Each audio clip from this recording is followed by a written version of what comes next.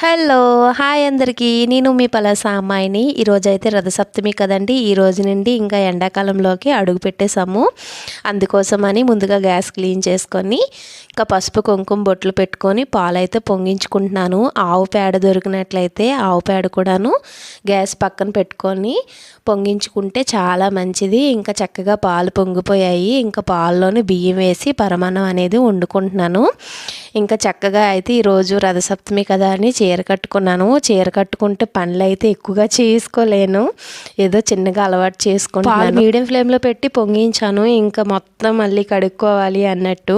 ఇంకా బెల్లం ముక్క చిన్న ముక్క డబ్బాలో పెట్టి వచ్చేలోపు మొత్తం పొంగిపోయింది. ఇంకా చక్కగా పరమాన్నం అయితే కంప్లీట్ అయిపోయి మొత్తం క్లీన్ చేసుకొని బ్రేక్ఫాస్ట్లోకి ఇడ్లీ చేసేసాను. ఇంకా అది అయ్యేలోపే ఇంకా దేవుడికి తులసమ్మకి సూర్యుడికి ఇంక పరమాన్నం పెట్టి నమస్కారం చేసుకొని ఇంకా బ్రేక్ఫాస్ట్ అయితే ఫినిష్ చేసి